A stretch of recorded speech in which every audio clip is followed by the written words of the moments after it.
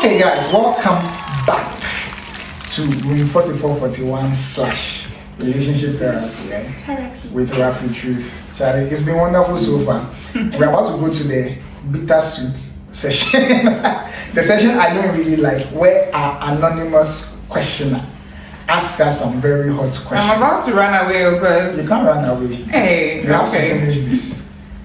So, guys, if you are ready, we're also ready. Rafi Truth, are you ready? I'm ready. I'm not ready. I was born ready. We are ready.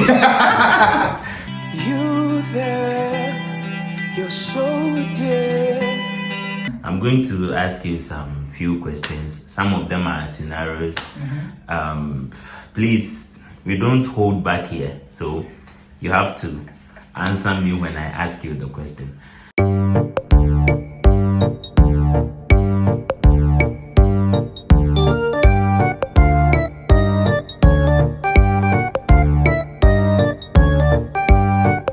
So, ladies first. So I will start with Rafi Truth. Okay. My first question to you is that if you could only choose one quality in a partner, Yes. would you prioritize physical attraction Yes. or emotional connection? Emotional connection. Why? I am someone that loves and appreciates the fact that you're able to relate with someone, because we'll grow old. And when we grow old, who is to know? I mean, who is to tell how the person will look like?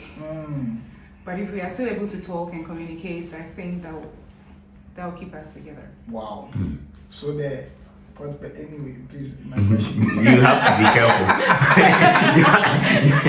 Then why am I going to the gym? You What have to am be I careful. doing all these things for? Is it fair for one partner to ask the other to change certain aspects of themselves for the relationship? So let's say you meet somebody, they are like this, they are like that. You have to remove this.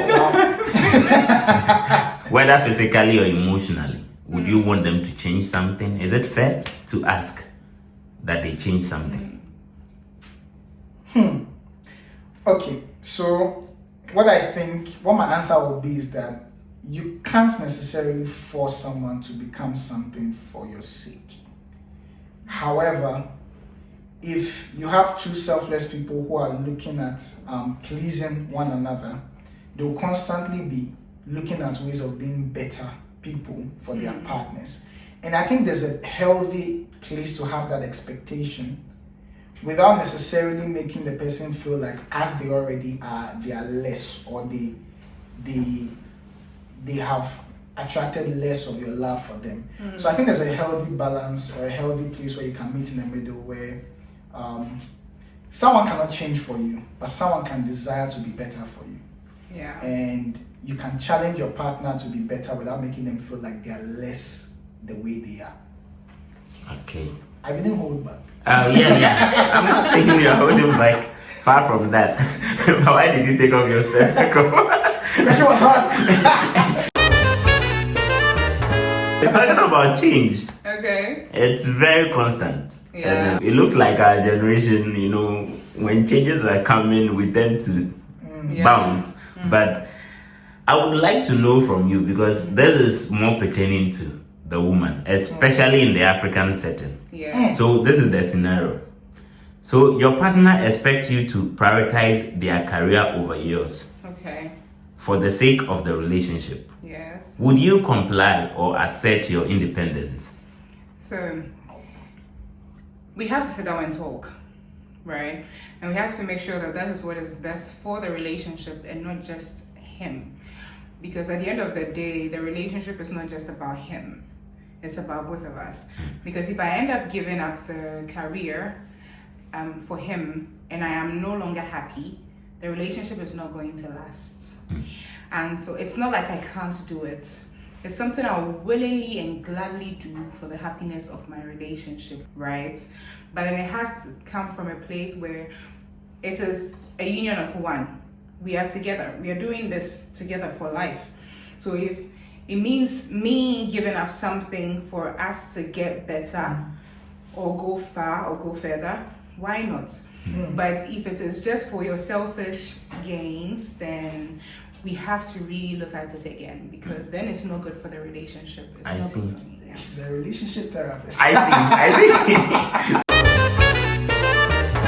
think talking about people being selfish in relationships, Yeah. I think one thing that usually comes up is finance.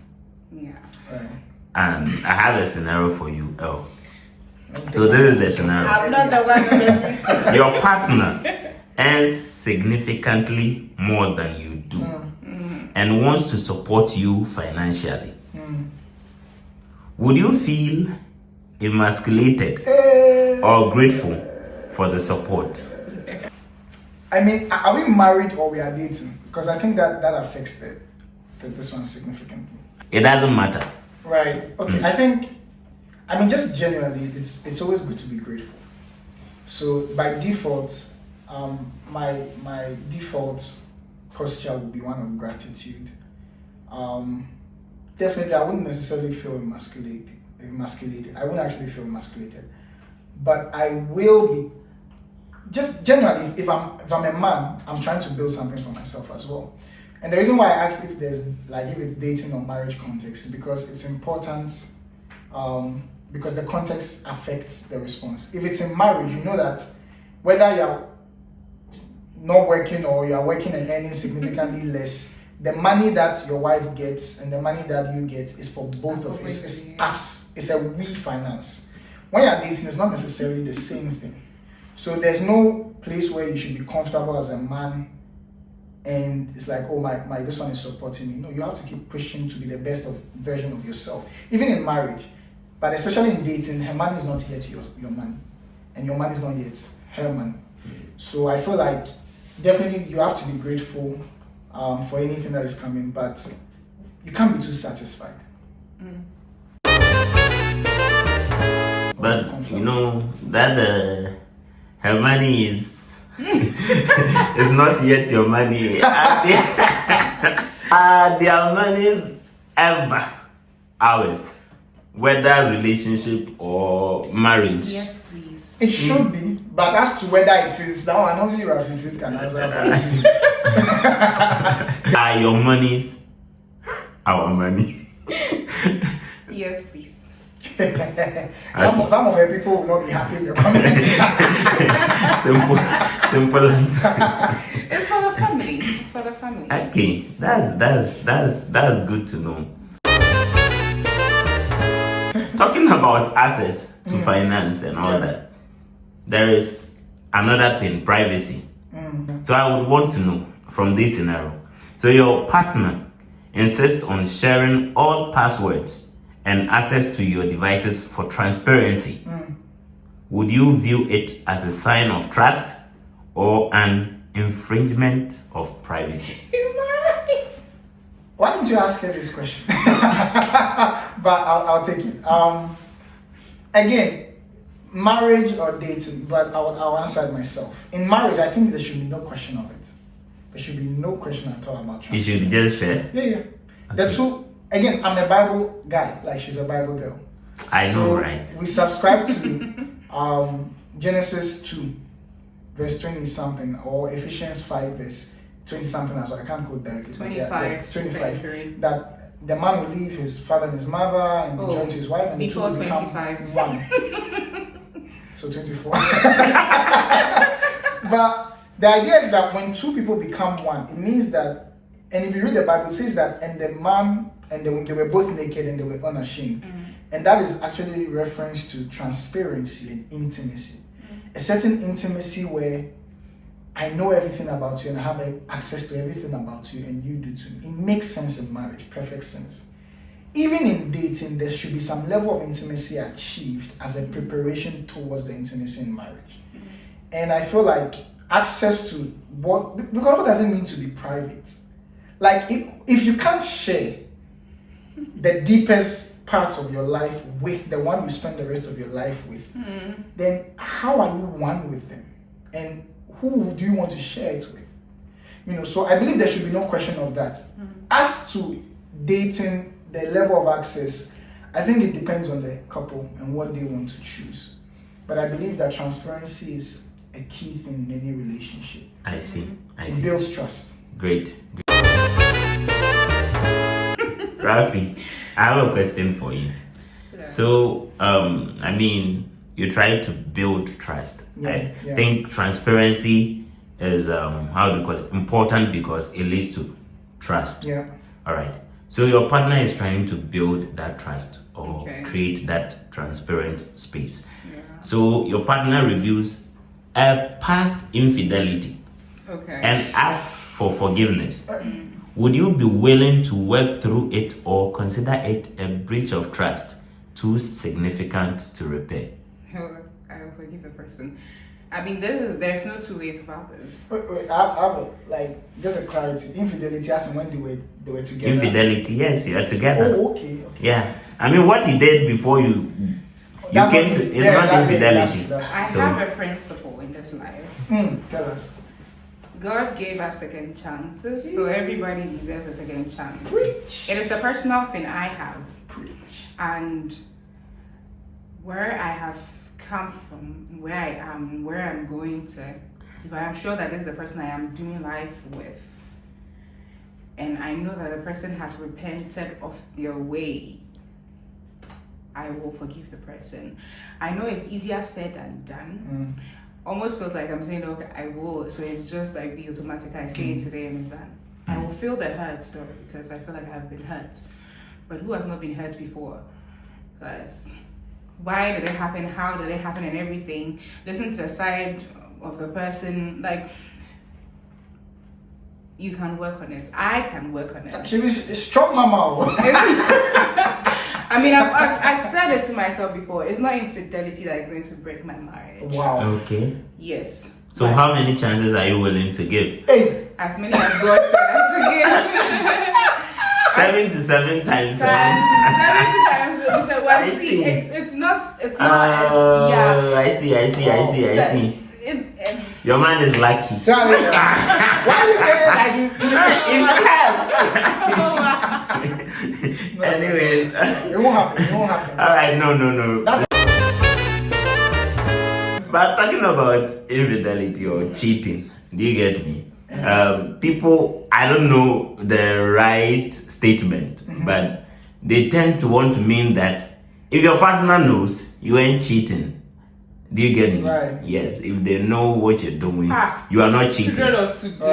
So, your partner suggests exploring non-monogamous relationship dynamics like open marriage, those things.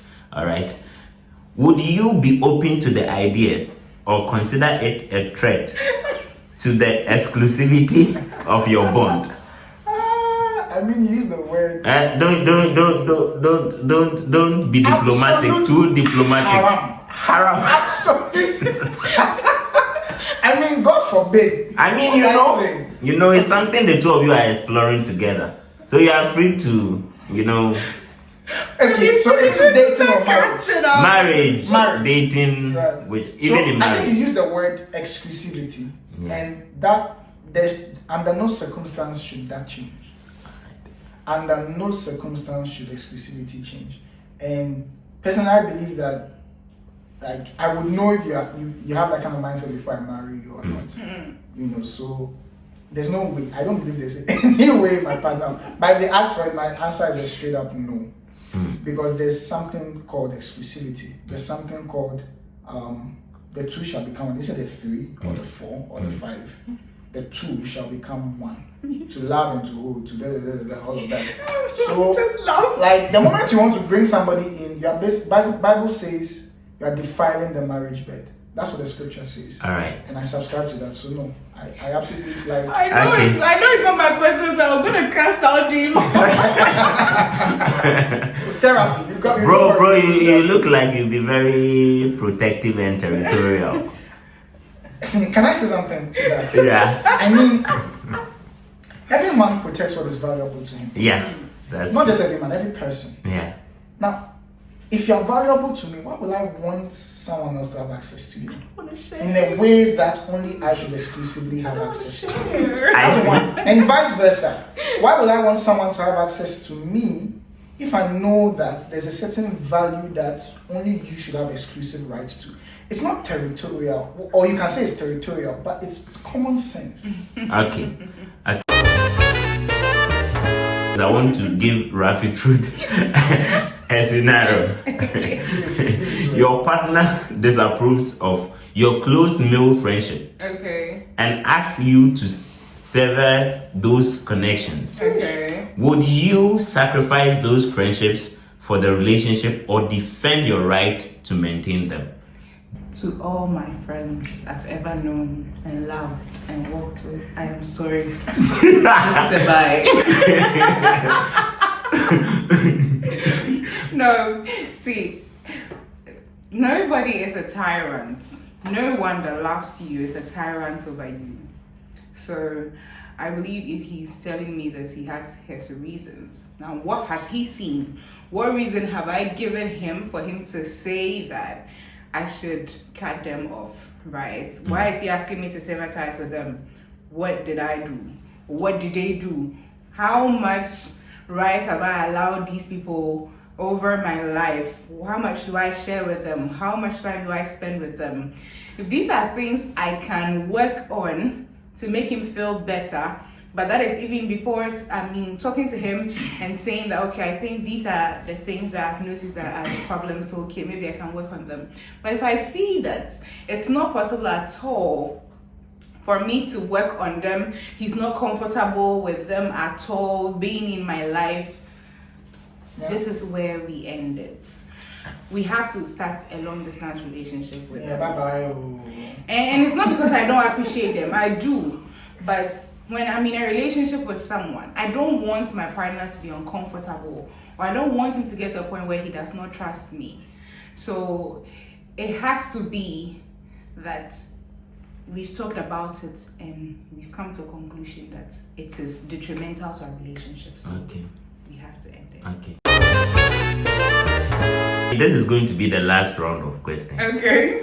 Talking about things that could be detrimental to your relationship, you know, sometimes the going gets very tough. And the tough gets good. Feel like the person is strangling you, in the relationship. Oh. So I have a question for you. Why are you asking me? Oh. Okay, you ask. Oh, you've made me lose what I'm trying to. No! This was planned. Okay, so this is it. I got you. So, how do you feel, when the going gets tough? How do you feel about the idea of taking a break in a relationship when things get tough? Right. First thing I'll say is, love never fails. And so, before you quit, you have to make sure you do everything to save what it is that you're trying to save. Now, the only condition under which I would say a break is fine, is when the break is going to contribute to the salvation of the relationship. So like a break where you're like, oh, we need some space so that we can both figure out where we are, maybe even going for therapy, which eventually you should even go for the therapy together, that kind of thing. So it's okay, we are taking a break in intimacy and in all that we are doing because it's not working. So the break should be a contribution to the saving of the relationship, which means that the way you take the break will actually will be affected. Because if the perspective is to quit on the relationship, the way you take the break will reflect that. And if the perspective is to save the relationship, what you do within that break or how you approach, we are taking a break, whether you go to therapy, you go for counseling, you go and meet parents, or you bring people into it and you say, okay, we are taking a break from doing the relationship stuff for a while just to sit and do serious stuff and like save our relationship. So under those conditions, I will advocate for a break is fine, so long as it's the motive behind it is to save the relationship. I could see Rafi is not so happy about your answer, but but I won't give her the chance to. I mean, I wanted to say something on the previous. So no. So I want to ask you a question on soulmate, Rafi. Okay. So, do you believe in the concept of a soulmate, or do you think successful relationships are based on compatibility and effort? That is the last question for the session. Okay. So it starts with her and ends with her. Yeah, But that's just not fair. But He asked you 2 questions in a row. You remember? you did Yeah. that. Yeah. I forgot. You are trying to teach me my job. So he said, just to make sure I remember the question, whether I believe in soulmate. Yeah. Let me go again. Yes. Do you believe in the concept of a soulmate, or do you think successful relationships are based on compatibility and effort? I'll always choose effort. Effort and compatibility, they are together. I'll Okay. choose both of them over soulmate. Reason being that people have actually misused that word soulmates. People have taken advantage of it too much, and in turn, they have lost their relationships, or they didn't even allow it to start in the first place. Because at the end of the day, you have to understand one thing, that there must be some form of work put into it to start it in the first place. When you meet someone, you guys can vibe all you want and say that is my soulmate. When it comes That's at to first sight. but when it comes to the other side of, now something is wrong with me, let's talk, and you don't talk, it won't work. You did something, I asked you a question, and you don't want to answer, it won't work. When there's no sacrifice, it won't work. Compatibility is important, yes, because I mean, I can't be going this direction, someone is going this way, and we say that we want to go together. I can't drag him because he won't come. Divergent lines It's converging. not possible.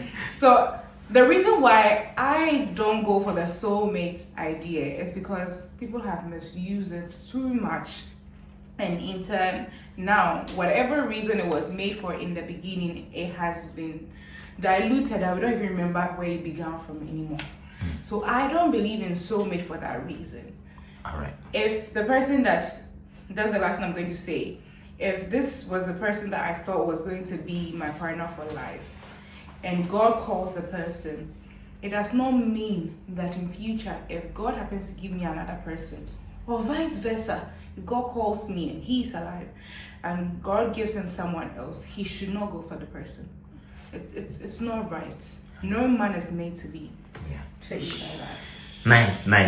Thank you for the conversation. Thank you for the questions as well. Thank you for the opportunity. So I think that's it.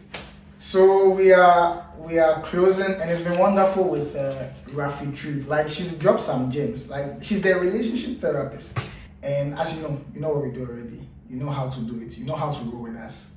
Share, like. Let me say it for him. That's not how I say it. Do not forget to like, comment, share, and subscribe. Bye. I was once on the other side. Know the void you feel inside. That's why I beckon you. Come the void you feel, I know it's real. Voices that promise you